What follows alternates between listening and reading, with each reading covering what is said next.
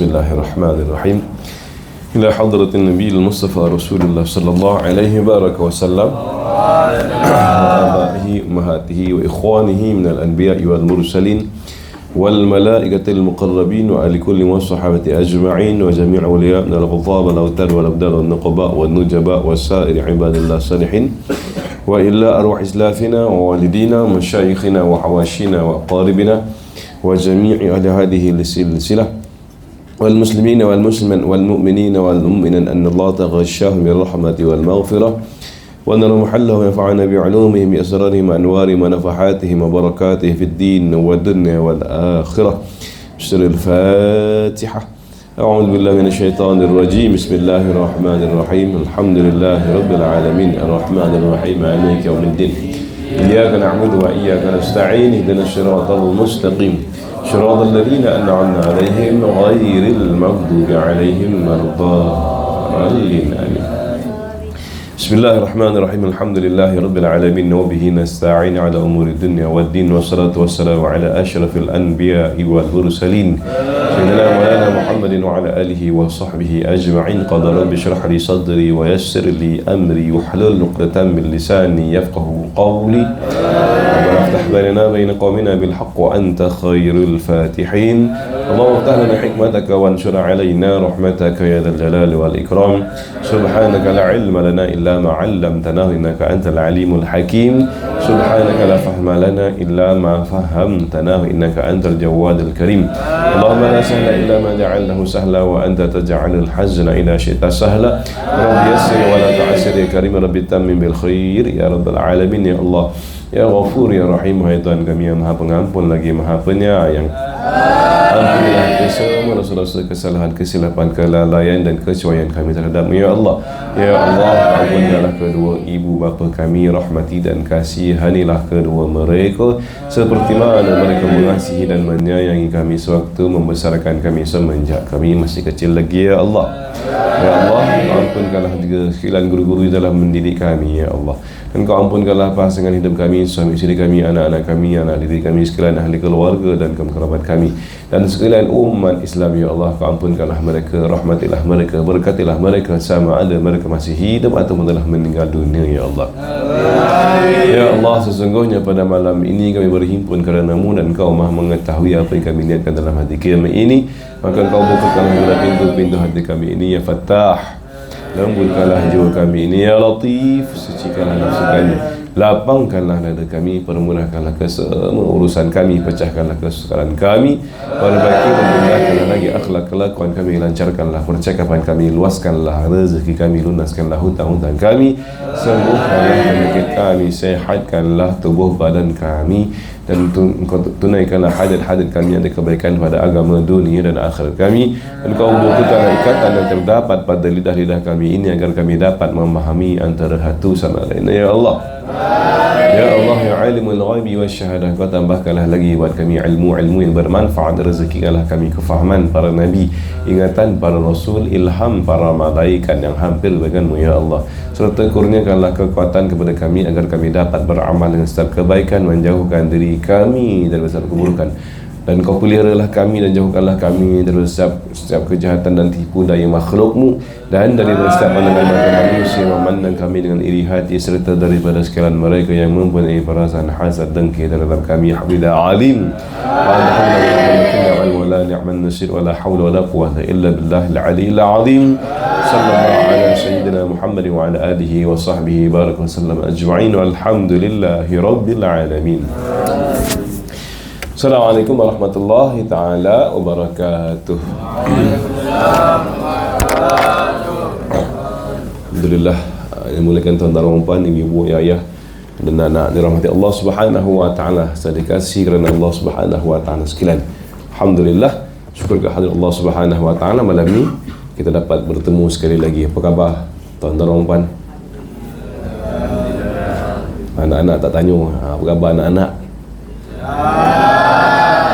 Dia orang bukan tuan-tuan ni. Dia tuan-tuan, perempuan pun bukan, dia anak-anak.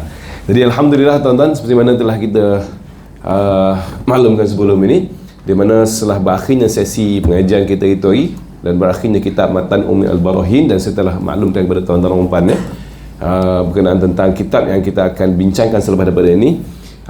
Dan insyaAllah malam ni saya akan umumkanlah kitab tersebut ya. Dan memandangkan sebenarnya saya minggu lepas ni baru balik berkursus selama seminggu dekat Tasik Banding ya. Duduk di atas houseboat selama seminggu tuan-tuan dan puan. Lepas tu turun-turun ya, kepala pun rasa macam dekat atas boat lagi kan.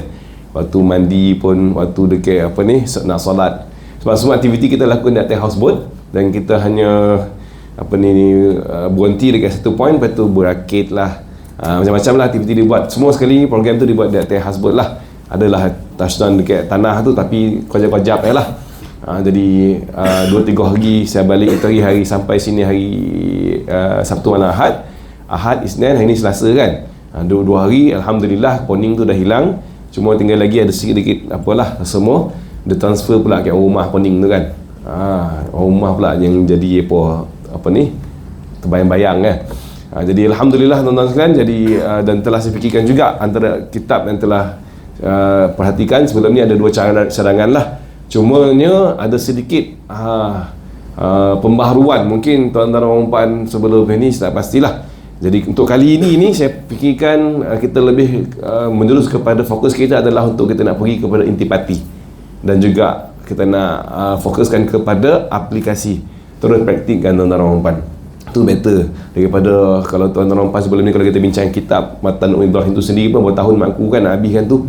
Kita nak go through secara literary, secara huruf ke huruf, muka surat ke muka surat. Itu sebenarnya perjalanan kalau mana-mana yang belajar di pondok, di madrasah begitulah dia punya disiplin pengajian dia. Dan memang sesuai lah untuk pelajar-pelajar madrasah, kerana dia orang belajar kitab tu setiap hari tuan-tuan dan ya. Kalau saya dulu di Bandar Besar Tumbuh, setiap hari Isnin daripada hari Sabtu sampailah hari Khamis, cuti satu hari sahaja, iaitu hari Jumaat. Hari lain tu on ya, potang. Kalau kuliah subuh tu lepas subuh dia terus on, kecuali hari Jumaat saja. Jadi seminggu tu 6 kali lah. Bila 6 kali itu pun tuan-tuan dan puan, 6 kali tu bertahun juga makan nak habiskan perbahasan ataupun pengajian kitab tersebut ya. Jadi kita ni sebulan 2 kali. Jadi lebih baiklah saya fikirkan kita hanya ambil juga kitab sebagai rujukan untuk kita merujuk balik kepada perbincangan kita supaya tidak tersasar. Dan saya akan cuba ringkaskan. Jadi setiap kali pertemuan kita tu kita akan go to micro subject lah, untuk kita habiskan untuk setiap kali sesi. Dan mungkin saya belum lagi finalize berapa banyak topik yang akan dibincangkan nanti. Dan memang subjeknya adalah ilmu tasawuf lah.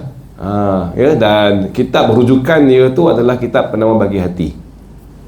Penawar Bagi Hati ya. Jadi kita tak go through setiap muka surat lah. Saya akan ambil dia punya 3 bahagian terbesar dan kita akan kupaskan, ambil dia punya micro subject ni pula. Dan kemudian insyaAllah kita akan lebih kepada untuk kita nak aplikasikan, untuk kita praktik terus tuan-tuan dan puan. Jadi mudah-mudahan dia lebih berkesan lagi lah, dan memberikan impak yang sangat besar pada diri kita yang hadir. Jadi ada sedikit pembaharuan kaedah pembelajaran kita selepas pada ni lah. Doakan terbaik tuan-tuan. Jadi pada malam ni insyaAllah kita akan perkenalkan sedikit sebanyak tentang pembelajaran tasawuf. Semoga tuan-tuan dan puan aware, dan tuan-tuan dan puan akan lebih bersedia. Ilmu yang kita nak belajar ni adalah ilmu apa dan apakah kegunaannya, apa pentingnya ilmu ni pada diri kita tuan-tuan dan puan sekalian. Okey. Dan sebelum kita teruskan dengan membincangkan perkara tersebut, terlebih dahulu seperti biasalah, jangan lupa kita sama-sama untuk berselawat ke atas junjungan besar Nabi Muhammad sallallahu alaihi wasallam. Semoga tercapai matlamat kita apa yang kita nak bincangkan pada malam ini, dan semoga perjalanan kita selepas ini lebih lancar, lebih teratur, terancang, dan apa yang penting adalah semoga tercapai matlamat kita. Mempelajari ilmu tu tak ada tak bukan adalah untuk nak mengamalkan serta mendapatkan buah daripada ilmu yang kita bakal praktikkan akan datang insya-Allah. Dan dengan lafaz bismillahirrahmanirrahim sama-sama kita berselawat. Bismillahirrahmanirrahim. Allahumma salli ala sayyidina Muhammadin salatan yakun fi ghazainillahi nura wa takun lana walil mu'minina farajan wa farahan wa surura wa ala alihi wa sahbihi wa sallim taslima katsira. اللهم صل على سيدنا محمد صلاة تكون في خزائن الله نورا وتكون لنا وللمؤمنين فرجا وفرحا وسرورا وعلى آله وصحبه وسلم تسليما كثيرا. اللهم صل على سيدنا محمد صلاة تكون في خزائن الله نورا وتكون لنا وللمؤمنين فرجا وفرحا وسرورا وعلى آله وصحبه وسلم تسليما كثيرا. اللهم صل على سيدنا محمد صلاة تكون في خزائن الله نورا وتكون لنا وللمؤمنين فرجا وفرحا وسرورا وعلى آله وصحبه وسلم تسليما كثيرا. اللهم صل وسلم وبارك على نور الأنوار وسر الأسرار وترياق الأويار ومفتاح باب اليسار سيدنا ومولانا محمد المختار وآله الأطهار وأصحابه الأخيار عدد نعم الله وإفضاله. اللهم صل صلاة كاملة وسلم سلاما كما نال سيدنا محمد الذي تنحل به العقال وتنفرج به الكرب وتقضى به الحوائج وتنال به الرغائب وحسن الخواتيم ويستسقى الغمام بوجه الكريم آله وصبي في كل لمحة ونفس ونفس بعدد كل معلوم الله. الحمد لله ثم الحمد لله والشكر لله ما شاء الله كان وما لم يشاء لم يكن ولا حول ولا قوة إلا بالله. نويت التعلم والتعليم والتذكر والتذكير والنفع والانتفاع والإفادة والاستفادة والحث على التمسك بكتاب الله سنة رسوله صلى الله عليه وبارك وسلم والدعاء إلى الهدى والدلالة على الخير ابتغاء وجه الله رضاته وقربه وثوابه سبحانه وتعالى. So saya ni pun baru sahaja recover tuan-tuan puan ya. Masih lagi solat basah lah. Selain daripada terbayang-bayang tu tadi sesemua sikit, batuk-batuk sikit lah, batuk-batuk alhamdulillah. Lepas tu sorak-sorak sikit lah. Baik. Lampu luar tutup ya. Tutup lampu luar. Okey, baik. Jadi kitab yang kita akan bincangkan ni tuan-tuan puan adalah Penuh Bagi Hati. Sebelum nak tanya tuan-tuan puan sekalian lah. Selama kini bila mana kita dah lama hidup kan, masing-masing saya pun dah lama hidup lah, bukan tuan-tuan puan sajalah yang dah lama hidup kan, anak-anak pun dah lama juga hidup. Nama hidup tu adalah satu perkara yang subjektif lah. Cuma yang tuan-tuan dan puan, benar tak kita tertanya ataupun kita tanyakan soalan ni lah pada diri kita. Bila mana kita dah lama hidup, kita buat ibadah, kita solat, kita mengaji Quran, kita puasa dan bermacam lagi kebaikan yang kita buat, mari perasaan yang tak juga rasa tenang-tenang dalam diri kita. Macam ada tak puas hati kadang-kadang, ataupun kita rasa dongki ke, ataupun kita rasa macam iri hati, inginkan perhatian daripada orang ramai. Contoh, nak sekarang ni zaman media sosial kan, bila dia post sesuatu dia nakkan banyak like. Bila tak ada orang like, kamu nangis dia, sedih rasa kan, sayu dia, tak ada siapa pun yang perhatikan dia. Ada tak kita mengalami simptom-simptom yang semacam tu, tuan-tuan dan puan? Setiap kali kita buat kebaikan, kita rasa kita nak perhatian, ataupun jiwa kita tak juga tenang-tenang, dan ataupun kita buat, Alhamdulillah kita buat semua lagi, tetapi masih lagi kita melakukan perkara yang mungkar. Contoh mungkar ni tak adalah buat teruk sangat kan. Contoh seperti kita mengumpat, istilah ada juga, ada pula itu kan. Kita bercakap buruk tentang seseorang dalam keadaan kita sedar, tuan-tuan dan puan. Ada tak simptom-simptom yang disebabkan dalam diri kita? Ya.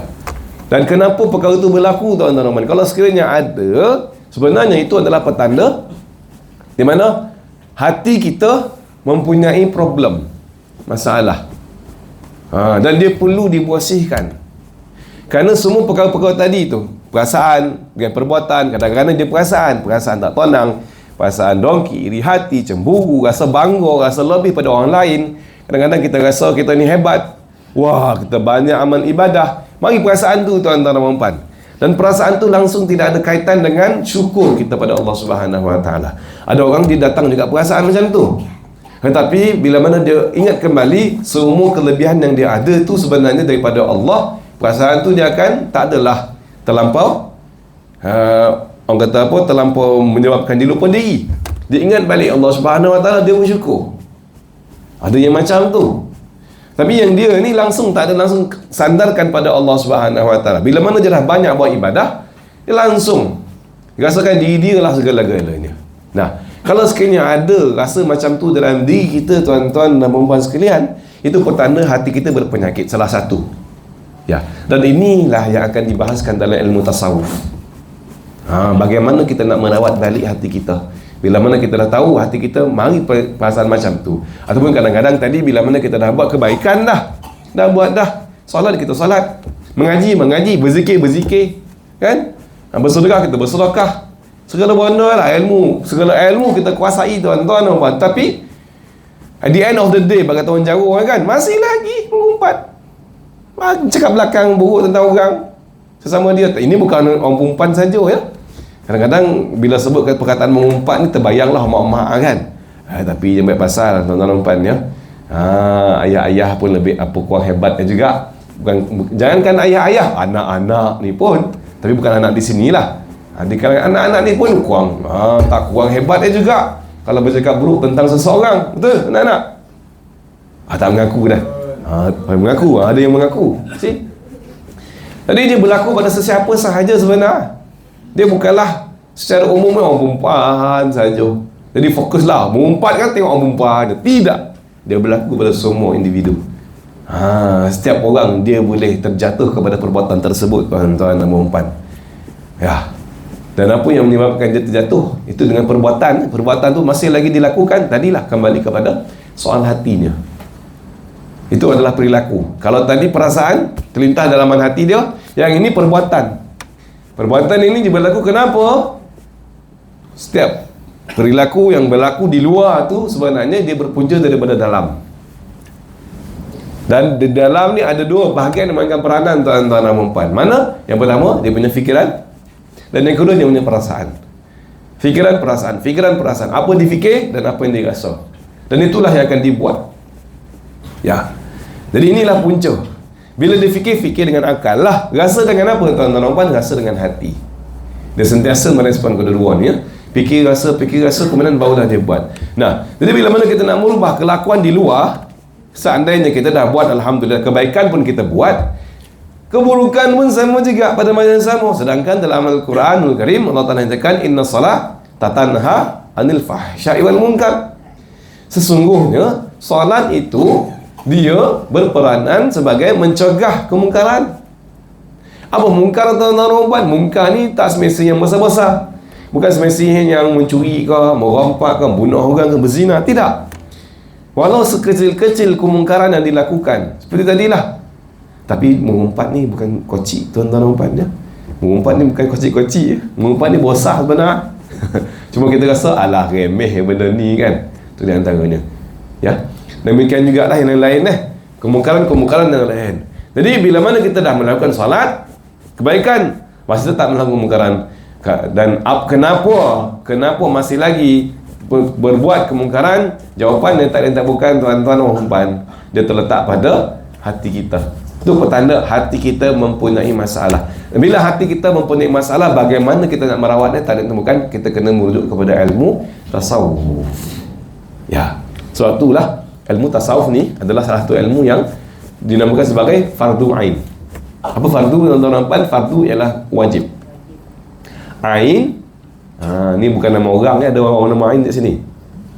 Ain tu ada juga lah orang yang ambil perkataan sebagai nama Nurul Aini ke kan. Ain tu adalah diri, individu, personal. Dia bukanlah kelompok, bukanlah fardu kifayah. Kalau fardu kifayah, seorang ataupun berdua sahaja yang ada, imam dengan makmum datang solat berjemaah, satu kampung, satu qaryah tu semua terselamat daripada dosa-dosa tidak solat berjemaah. Ya. Tapi kalau seandainya tak ada langsung yang buat, ada seorang meninggal, orang Islam meninggal, tak ada seorang pun peduli. Oleh kerana dia ni sangat jahat kan, sangat buruk perangai waktu dia hidup. Ya. Tak ada siapa pun yang datang nak ziarah kau, ambil borek kau, keluarga sendiri pun buang dia, contohlah. Dan tak ada siapa yang nak uruskan jenazah dia. Dia Islam, tuan-tuan dan puan. Walaupun dia jahat macam mana sekalipun, dia fasik macam mana sekalipun, seandainya tidak ada sesiapa pun mahu uruskan, satu kampung tu berdosa. Itu fardu kifayah. Fardu kifayah, seorang buat, semua terlepas. Tetapi fardu ain, tuan-tuan dan puan, ini tidak boleh diwakilkan. Kalau fardu kifayah tu mana boleh diwakilkan lah. Siapa yang pakar, siapa yang mahir tu boleh buat, tolong buat lah. Yang lain tu selamat. Dia penyelamat lah. Dia Superman, kita katakan. Superhero. Spiderman ke, Superman ke, Batman ke. Dia superhero. Ada superhero ni, beres. Tapi fardu ain ni, tuan-tuan dan puan, kita kena jadi superhero. Sebab tak ada siapa boleh selamatkan kita kecuali kita. Bagaimana kita nak selamat? Kita sendiri kena tahu. Kita sendiri kena belajar. Nak tahu dia kena belajar. Kita sendiri yang kena bagi komitmen untuk mempelajari ilmu tersebut serta mengamalkan. Dan bukan hanya fardu belajar sahaja, bahkan mengamalkan dia adalah juga fardu ain. Okey. Jadi sebab itulah ilmu tasawuf ni salah satu ilmu fardu ain yang tiga tu. Kalau sebelum ni kita dah bincangkan ilmu tauhid tu salah satu.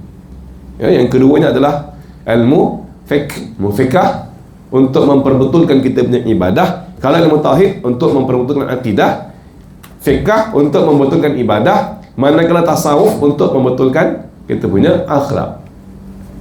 Ya, akhlak. Dengar kan perkataan akhlak? Akhlak, kelakuan, bahasa Melayu panggil kelakuan lah, akhlak, perangai. Jadi perangai ni tuan-tuan di mana ya? Di luar ke di dalam? Perangai ni nampak di luar, betul? Dia menampakkan perangai ni sopan santun di depan orang kan, bijak samut pun tak mati. Tiba-tiba belakang, dia lah jangankan samut, gajah pun habis hulunyai dia kejar kan, ada orang macam tu. Jadi perangai ni di luar. Namun perangai ni walaupun dia kelihatan di luar, kita punya kelakuan kan, kita punya behavior, tetapi sebenarnya seperti saya katakan tadi tu, perangai ni dia ada dia punya pendorongnya. Dia, itu luaran tu yang kita nampak, yang mencetuskan, yang mempengaruhi perangai kita, sama ada perangai yang baik maupun perangai yang sebaliknya, itu berpunca daripada dalam. Okey. Sebabkan itulah ilmu ni, ilmu tasawuf ni tuan-tuan dan puan, dia berkait dengan membetulkan perangai bukan hanya di luar, bahkan bagaimana cara nak membetulkan perangai di luar, yang mana perangai di luar ni ada kaitan dengan dalaman kita. Jadi kita ada dua dunia tuan-tuan dan puan ya. Dunia luaran, dunia dalaman.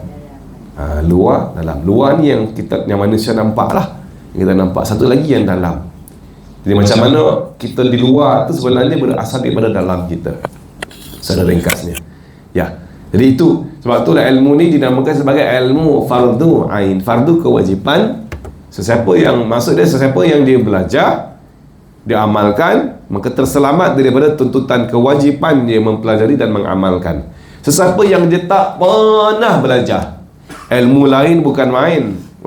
Siap boleh lagi keluarkan kos, boleh bayar yuran bukan murah tuan-tuan dan puan, nak belajar tu pergi tuition sana, belajar sini, beribu-ribu habisnya, tetapi langsung tidak mempelajari ilmu ni ataupun mengabaikan, dia letak tepi saja, ataupun mengelehkan. Kalau yang mengelehkan lebih tahu lagi lah, maka selama itulah dia berada dalam keadaan berdosa. Dia faham ya? Itu fardu ain. Nampak macam fardu ain kita dah belajar dulu sekolah rendah, setengah-setengah orang lah macam tu kan, kita dah belajar, dah ambil ujian pun, tapi bagaimana kita mengamal dan kita faham ilmu tersebut. Kalau lah sekiranya kita dah pernah belajar dahulu dan kita nak gunakan sekarang ni, tuan-tuan, apakah masih relevan lagi? Kalau asas ialah, contohlah matematik, kita belajar satu dan kita nak jawab soalan darjah tingkatan 6, boleh pakai tak? Ilmu matematik darjah 1 saja kita belajar, dan kemudian kita nak menduduki peperiksaan pada tingkatan 5 SPM. Ilmu yang kita belajar waktu darjah 1 kita nak gunakan sewaktu jawab soalan peperiksaan SPM, boleh? Demikian jugalah tuan-tuan dan puan. Bila mana kita hanya belajar ilmu fardu ain sekolah rendah, sekarang ni kita nak upgrade kan. Bila mana kita tak upgrade ilmu tu tuan-tuan dan puan, apa jadi? Jangankan ilmu yang fardu ain kan, ilmu yang moden ni pun, walaupun ilmu perubatan sekalipun, dia ada dia punya pembaharuan kan, upgrade. So kalau doktor dia hanya rigid pada ilmu kajian yang lama, kadang-kadang kajian yang lama tu dah tak relevan lagi tuan-tuan dan puan. Sebab ada penemuan yang terbaru kan, dan dalam ilmu perubatan lah, ilmu sains ni, perubatan dan sains kedoktoran lah, dia kajian yang lama, kalau yang rigid pada yang lama, dia jadi jumud lah. Hanya dia punya pemikiran tu, kaedah yang lama saja. Sedangkan ada penemuan yang baru tuan-tuan dan puan, dan dia tak nak pakai pun penemuan yang baru. Ini kalau dalam bidang perubatan sendiri pun, doktor tu dah tak relevan lagi dah. Apatah lagi lah kita yang menggunakan pakai ilmu yang sangat lama dan kita nak gunakan pada zaman sekarang. Ya. Tinggal lagi ilmu fardu ain tu, itulah deh. Itulah dia tuan-tuan dan puan, bagaimana asasnya macam itulah. Cuma bagaimana kita nak cuba untuk nak sesuaikan keadaan diri kita berdasarkan konteks yang kita hadapi. Contoh dalam pekerjaan kita, bukan hanya semata-mata beribadah sahaja. Ibadah bukan dalam erti kata ibadah yang khusus, bahkan ibadah yang secara umum. Kalau kita sebut ibadah kan hanya dalam solat, kita puasa, mengaji Quran, ibadah hanya dalam skop yang macam tu. Sedangkan ibadah ni kalau makna yang umum, kita bekerja pun, keluar rumah kita masak, kalau orang bekerja kita bersih kerja, itu juga setiap gerak-gerik dan tindak tanduk kita tu adalah merupakan ibadah. Jadi dia bila dia adalah ibadah tuan-tuan dan puan. Kita buat ibadah tanpa kita ambil balik ilmu yang kita belajar tadi tu, ya? Ataupun kita gunakan ilmu yang lama tadi, kita nak apply dalam konteks ibadah secara umum tadi tu. Agak-agak berkesan tu pun tidak tuan-tuan dan puan. Sama juga cerita macam orang belajar matematik darjah 1 nak jawab peperiksaan tingkatan 5, sudah pastilah dia akan gagal. Jadi kena update, kena upgrade. Ini kalau yang dah pernah belajar. Yang belum pernah belajar dan langsung tak pernah belajar, tuan-tuan, selama dia tidak pernah belajar, dia seorang Islam, maka dia akan meletakkan diri dia dalam keadaan berdosa. Dosa satu hal, dan apa kesannya bila mana dia tak belajar ilmu tasawuf, dia akan berhadapan dengan satu cabaran, halangan, kesusahan untuk nak merawat, mengenal pasti penyakit dalaman dan juga merawat. Dan sebab dalam ilmu tasawuf ni, dia akan, nanti yang kita akan bincangkan tuan-tuan dan puan, dia akan ajar kita bagaimana nak mendetek, nak kesan. Seperti yang saya tanyakan pada awal-awal tadi, penyakit, simptom yang kita alami. Contoh macam kita tak tenang hati kita. Apa yang menyebabkan kita tak tenang? Ya, dia kena masuk balik ke dalam diri kita dan bertanyakan soalan tu, dan kena cek balik tuan-tuan dan puan. Mana satu simptom-simptom yang terdapat dalam diri kita, yang mana kadang-kadang penyakit itu penyakit ujub, kadang-kadang penyakit itu penyakit takabur, Karena penyakit tu penyakit kan dia ni cintakan pujian, contoh, nakkan perhatian. Maka segala penyakit-penyakit tu dia berada dalam diri kita secara tanpa kita sedar kadang-kadang, dan dia memberi kesan yang buruk pada perasaan kita. Akibatnya kita tidak tenang. Walaupun kita beribadah, ni berzikir ni, la ilaha illallah, la ilaha illallah, tapi dalam hati tetap lagi sukar untuk dijinakkan. Ya. Jadi kalau kita berhadapan dengan situasi itu, maka ilmu inilah yang sangat sesuai untuk kita belajar. Walaupun dia adalah fardu ain, dia adalah wajib, namun tuan-tuan dan puan, manfaatnya, kelebihannya sangat besar. Dan nanti insya-Allah kita akan bincangkan satu persatu. Dalam kitab Penuh Bagi Hati itu nanti dia akan kongsikan kepada kita bagaimana kita nak merawat semua penyakit-penyakit yang saya ceritakan tadi, sekaligus menghilangkan simptom-simptom yang buruk, dan akhirnya kita akan mendapat simptom-simptom yang positif, kesan yang positif. Dan bila kita dah berjaya membersihkan hati, ibaratnya macam baju kita lah tuan-tuan dan puan. Ya, baju kita yang kita pakai, ataupun kalau tuan perempuan yang pakai baju putih tu kan, kalau sekiranya baju kita pakai inilah dah berbulan-bulan tak basuh, dan kita ambil, sanggup tak kita nak pakai? Jangankan berbulan ya, baru 2-3 hari dah. Lepas tu kita bawa pergi keluar, contoh kita bawa pergi mana, bawa pergi bercucuk tanam ke orang ya, kita pergi ke pasar, pakai baju sama aja sampaikan berbau kan. Jangan pakai perfume, dah bau habis semua, dah bau dah, bau badan ni, bau dia punya apa, bau perfume, keluarlah semua perfume yang original daripada badan kita kan, melokek lah dekat kain tu ya. Dan bila kita tanggalkan tuan-tuan, biarkan 4-5 hari kita, dan selepas pada tu kita nak pakai lagi tak? Sanggup tak kita nak pakai pakaian yang kita dah pakai tadi tu? Kenapa tak sanggup tuan-tuan ya? Dan apa kesannya bila mana kita pakai, kita teruskan juga pakai, apa kesan pada diri kita? Berbeza dengan kita pakai pakaian yang baru, putih, bersih kan, dengan pakaian yang kotor. Pernah tak tuan-tuan pakai yang kotor ni? Tak pernah. Kalau tak pernah, bayangkanlah sebulan, baju sebulan, bayangkan macam mana baju sebulan, kotor bau boleh bayangkan? Ya? Macam mana dia punya pegang tu, kain tu macam mana rasa tu? Boleh? Dan cuba tuan-tuan bayangkan tuan-tuan pakai baju yang lama tu, apa jadi? Ada yang muntah tak? Rasa-rasa sanggup nak pakai? Pakai sekejap lah, boleh? Tak sanggup tak sanggup kan? Baju yang lama pun, yang baru busuk, yang kotor pun tak sanggup kita nak pakai tuan-tuan dan puan. Kesan petah lagi lah hati kita. Hati kita yang mana kalau kita biarkan tadi, yang inilah sebenarnya yang menjadi fokus utama pelajaran ilmu tasawuf untuk kita nak rawat. Nama pun kitab ni, nama dia Penama Bagi Hati. Nama pun dah Penama Bagi Hati. Bila mana kita nak merawat hati kita ni tuan-tuan dan puan daripada segala penyakit-penyakit yang tadi yang memberi kesan yang buruk pada diri kita, maka kita kena bersihkan ya. Dan itulah nanti akan ditunjukkan bagaimana kita nak membersihkan. Rawat penyakit ni dia ada simptom kita akan kesan. Bila kita nampak simptom tu, pasti penyakit tu ada pada diri kita. Kebarangkalian lah, kadang-kadang penyakit yang lain kita akan cek balik, dan nanti akan bagi tahu juga bagaimana kita nak merawat, supaya bila mana kita dapat rawat hati kita menjadi suci, bersih, seperti mana yang Rasulullah sallallahu alaihi wasallam jelaskan, kullu maulud yuladu 'alal fitrah. Sebenarnya tuan-tuan dan puan, kita lahir di dunia ni, Nabi kata dilahirkan dalam keadaan fitrah. Fitrah ni apa? Suci, bersih. Ibarat kain putih yang kosong lah, kosong. Itu fitrah kita, suci. Tapi oleh kerana kita ni membesar dan berhadapan dengan keadaan persekitaran, dengan mak ayah, dengan ahli keluarga, dengan adik-beradik, dengan kawan, semua itu mempengaruhi, memberi kesan kepada fitrah kita. Dan akhirnya fitrah kita tu tercemar. Ibarat macam tadilah, pakaian putih yang tuan-tuan nak memakai, bila suci, tengok budak-budak kecil tuan-tuan dan puan, apa rasa Jangankan dia, kita tengok pun wah comel kan, geram dia nak cium ya. Kenapa? Dia fitrah, itulah fitrah manusia, suci, bersih. Okey.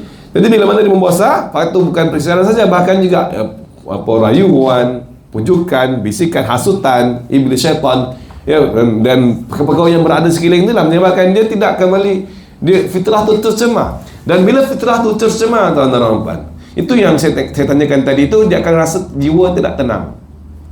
Kenapa? Fitrah dia telah tercemar. Dan fitrah tu terletak di mana, tuan-tuan dan puan? Dalam hati. Kesucian yang sebenar tu terletak dalam hati.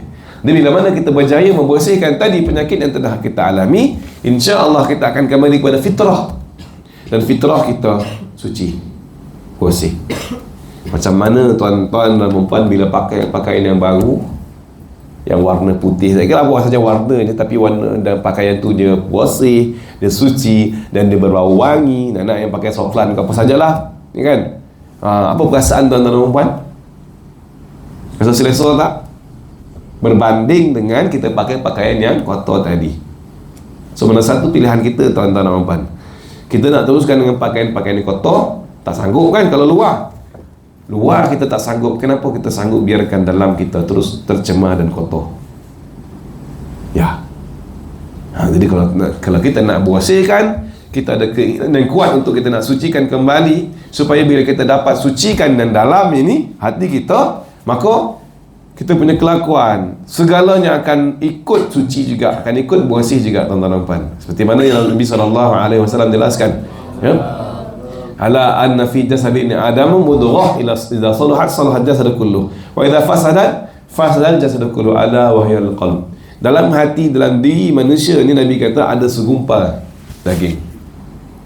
Kalau sekiranya dia baik segumpal daging ni, maka seluruh tubuh badan dia, jasad dia, daripada hujung rambut sampai hujung kaki, seluruh anggota dia, tuan-tuan dan puan, akan turut menjadi baik. Tapi kalau sekiranya segumpal hati ni tadi dia menjadi buruk, dia buruk, tercemar, kotor, wa idza fasadat rosak. Nabi kata fasad ni rosak lah. Asal dia baik, solah ni bagus, dia elok, dia bersih, baik saja. Tapi bila mana dia ni menjadi rosak kerana apa tadilah, sebabkan faktor-faktor yang mempengaruhi dia, menyebabkan dia rosak tadi, maka apa akan berlaku, tuan-tuan dan puan? Fasadal jasadu kullu, seluruh jasad dia juga turut akan menjadi rosak. Apakah bahagian tu? Daging tu dia dimakan sebagai hati. Ala wahyal qalbu, kata Rasulullah sallallahu alaihi wasallam. Jadi ini sangat penting.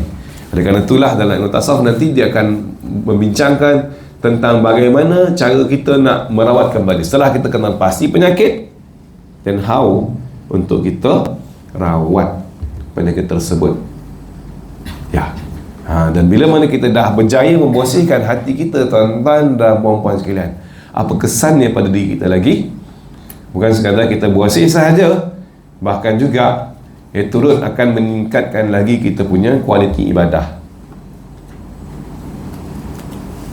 Okey, perasaan kita dalam beribadah pada Allah Subhanahu Wa Taala, dan kita akan pergi kepada level yang lebih jauh lagi daripada level biasa. Dan manusia ni, tuan-tuan dan puan, ada 3 proses nanti, ya. Jadi ada 3 proses nanti akan berlaku, dan proses ni saya rumuskan dalam 3 T. Kalau tuan-tuan nak salin, boleh salin 3 T. Dan ilmu tasawuf nanti pertama sekali kita akan mempelajari bagaimana takhalli, takhliyah ataupun takhalli itu bahasa Arab, ya. Yang pertama ti takhalli, nak eja bahasa apa Rumi pun tak apa, ti takhalli. Itu T yang pertama, T-A. Tapi kalau nak ajar dalam bahasa Arab, ta, kho, lam, ya, takhalli, kho. Itu T yang pertama. Lepas tu T yang kedua, itu tahalli, ha. Struktur yang sama, huruf saja yang berbeza. Ha, taha, lam, ya, sama. Tahalli. Kalau tadi takhalli, ini tahalli. Dan kemudian T yang ketiga adalah tajalli. Sama juga ejaan, cuma titik saja. Kalau kha titik atas, ha tak ada titik, jim titik bawah. Tajalli. Saya ulang sekali lagi, ya. Takhalli, tahalli, tajalli. Ini yang akan kita go through nanti satu persatu. Apa dia? 3 benda ni, ya. Takhalli, boleh anak-anak sebab tu ni? Cuba sebutkan balik sekali lagi. T yang pertama apa? Takhalli. T yang kedua? Dan T yang ketiga? Tajalli. T ataupun ta lah. Ambil salah satu lah. Nak ambil T boleh lah. Kalau ajar dalam Rumi, T lah. Kalau ajar dalam Sanjawi ataupun bahasa Arab ta lah. Dia itu kalimah bahasa Arab ya. Dia takhalli tu apa? Takhalli itu adalah pengosongan. Kosongkan. Khal ataupun sucikan. Dia asingkan, dia separate. Macam kalau kita masuk dalam rumah kita, tuan-tuan, kita nak rumah lama kan, apa kita kena buat? Kena semua sekali tu keluarkan dulu, kau contohkan. Ataupun kalau kita nak bersihkan store kau kan, keluarkan semua dulu. Senang cerita.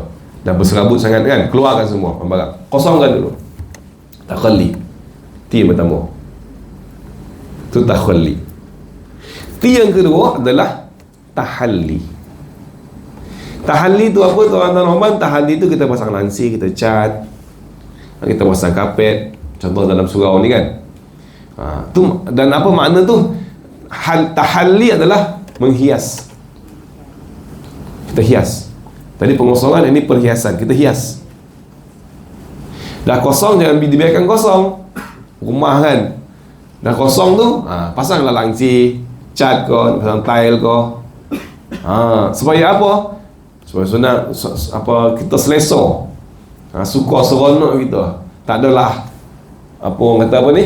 Tak adalah kosongnya kan. Dia adalah dia hias tu, bila ada perhiasan barulah ada perasaan. Dia akan merangsang kita punya apa ni panggil minat, kegemaran kita, lebih bersemangat orang kata. Keadaan yang lebih bersemangat.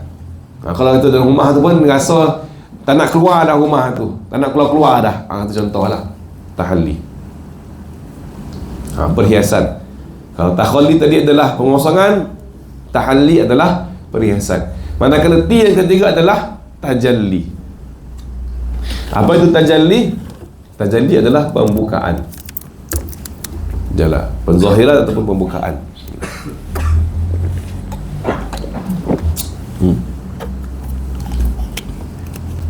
Ya. Ini 3 T yang kita akan alami, kita akan lalui. Proses dalam belajar ilmu tasawuf dan mengamalkan tasawuf. Jadi sekali balik kepada takhalli. Takhalli tadi itu apa? Pengosongan. Kosongkan daripada apa tuan-tuan?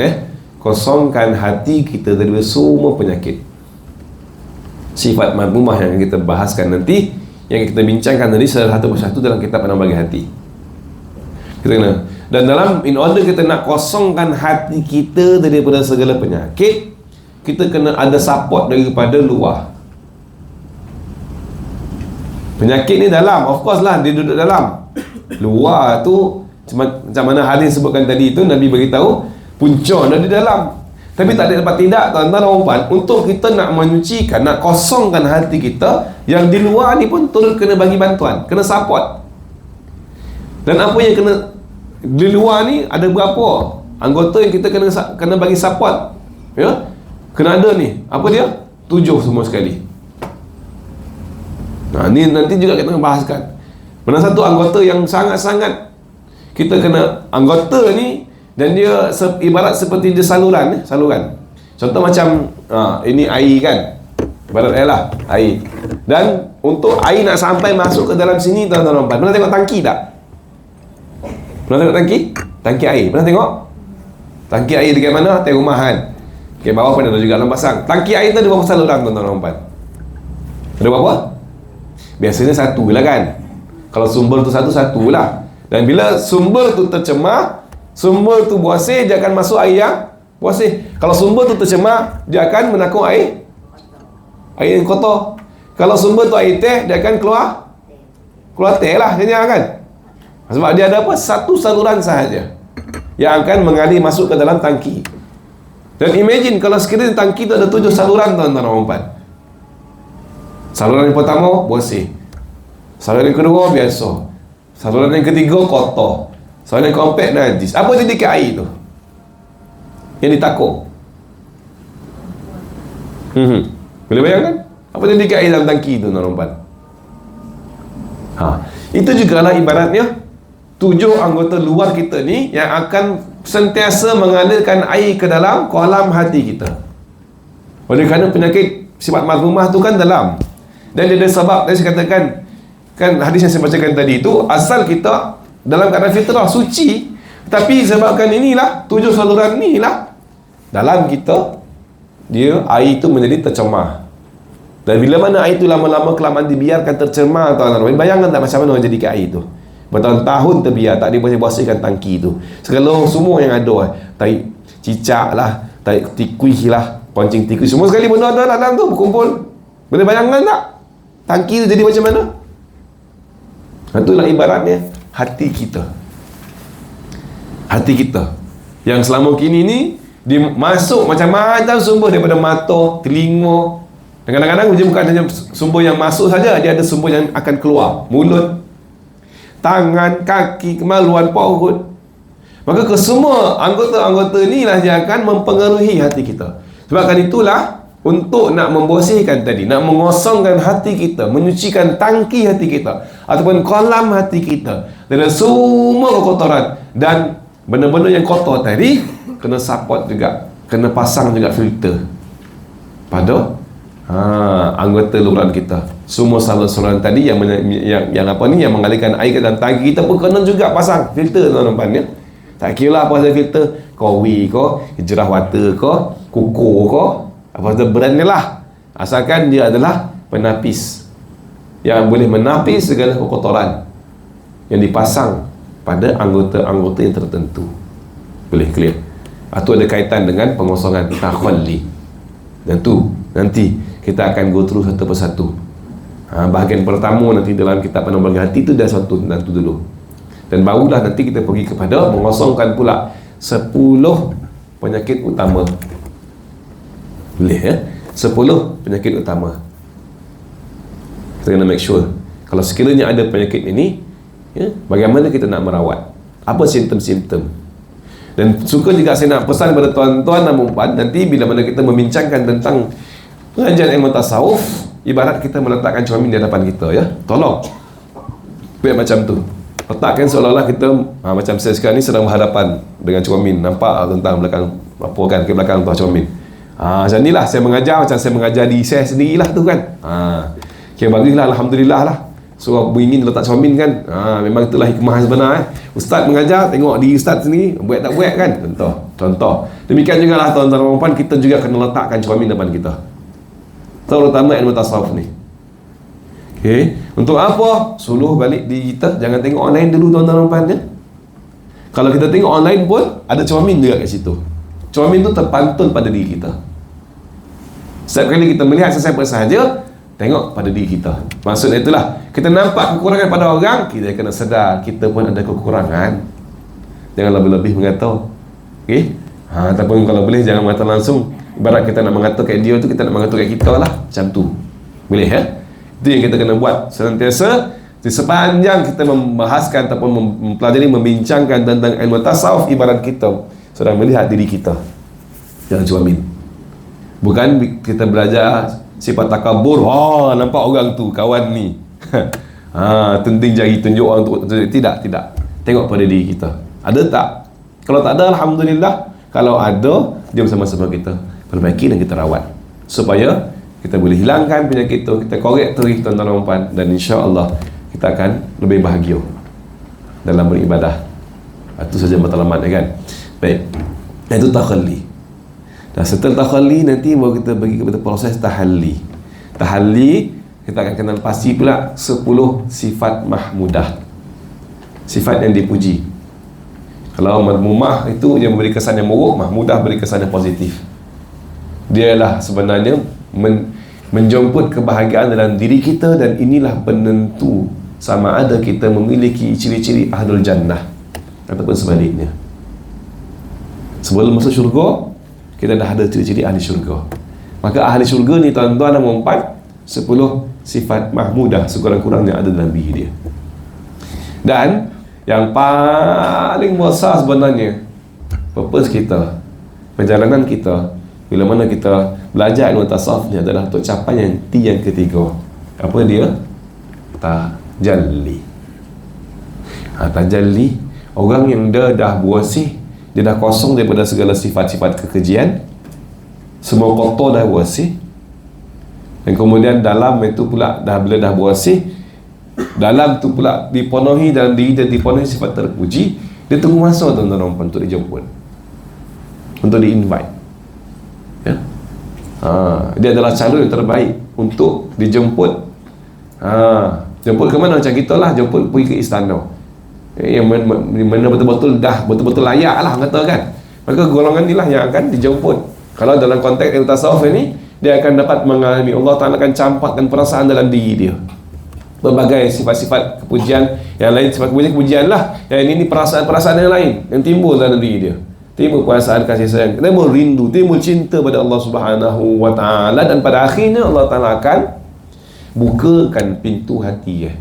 Setelah bersih, barulah dia layak untuk mendapat kelebihan dan mendapat perkara-perkara yang bersih daripada Allah Subhanahu wa Ta'ala. Ini yang dimasukkan dalam kitab yang kita belajar sebelum ni, kitab Matan Ummi Al-Barahin, iaitu Allah Subhanahu wa Ta'ala pada saat mana nanti dibukakan, dia akan melihat rahsia-rahsia ketuhanan dan perkara-perkara al-ajaib, benda-benda yang ajaib yang orang biasa tak mengalaminya, ataupun orang yang masih lagi dalam terkial nak berhadapan, nak pergi situ, dia dah ready dah. Itu yang dia akan capai, iaitu tajalli, ataupun istilah lain dalam ilmu tasawuf dipanggil fana'u billah. Ibarat tenggelam dalam air. Tenggelam yang selamat lah, tenggelam. Kalau berada di atas, berenang atas, tak tenggelam kan, dia tak betul-betul tenggelam, tak lomeh, tak rasa lah, dia lomeh masuk dalam tu fana. Itu dialami setelah mana dua proses yang tadi, takhalli, tahalli. Dan untuk takhalli dan tahalli ni tuan-tuan bukan semata-mata teori, dia ada juga aplikasi ataupun bagaimana praktikal, secara praktiknya bagaimana kita nak bersihkan dengan menggunakan alat yang sama kita bincangkan sebelum ni. Alat yang sama tuan-tuan ya. 3 alat, iaitu istighfar, selawat dan juga la ilaha illallah. Itulah dia alat yang sama, tapi lebih tertumpu dan lebih terfokus kepada setiap penyakit yang kita hadapi. Contoh kalau kita nak rawat penyakit apa, takabur, ya, alat yang sama. Dengan lagi, apa intention kita sebab kita zikir tersebut, tujuan kita untuk kita nak secara spesifiknya, kita boleh fokus, minta pada Allah Subhanahu wa Ta'ala supaya tolong rawat penyakit yang kita alami ni dan indah, dan dia hilang. Bila hilang dan umpan, selamatlah. Inilah 3 proses yang kita akan bincangkan melalui dalam kitab Penawar Bagi Hati. Kalau tuan-tuan dan umpan nak dapat kitab tu, bolehlah cari sendiri kitab tu kan. Ataupun saya akan bagi ringkasan sahaja. Kita tak baca semua secara secara huruf ke huruf lah. Kita hanya ambil ringkasan sahaja, intipati. Dan seperti yang saya katakan tadi, kita lebih tertumpu kepada aplikasi. Kita nak praktikkan terus. Moga-moga mendatangkan kesan impak yang sangat besar. Baik. Ya. Jadi itu sekadar malam ni, sekadar pengenalan. Dan semoga insya-Allah pada minggu keempat kita akan mula untuk membahaskan tentang kitab Penawar Intipati Penawar Bagi Hati. Allahu a'lam. Ada soalan di situ? Konten yang pada buku Jawi dengan Rumi sama. Cuma Rumi ni dia ada sedikit apalah. Cuma doesn't matter juga aku, sebab saya nak bagi intipati saja. Kalau nak pakai Jawi ke Rumi ke, silakan. Cuma saya tak baca yang semua sekali. Kita ambil dia punya, kita cedok ambil intipati saja. Kita betul pati. Of course lah, saya akan jelaskan kepada tuan-tuan umpan ni, dia punya penjelasan tu memang kita tak tinggalkan lah. Cuma kita nak lebih tertumpu kepada apa ni, topik dan subtopik yang penting. Nak pakai Jawi pun boleh, nak pakai Rumi pun boleh, mana-mana saja. Ya. Boleh? Soalan? Ada? Muhammad?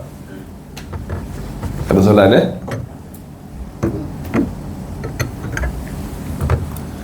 Ya. Kalau ada soalan, rasanya sekadar dahulu pertemuan kita pada malam ni, tuan-tuan rumah, saran dan silap pastinya ada.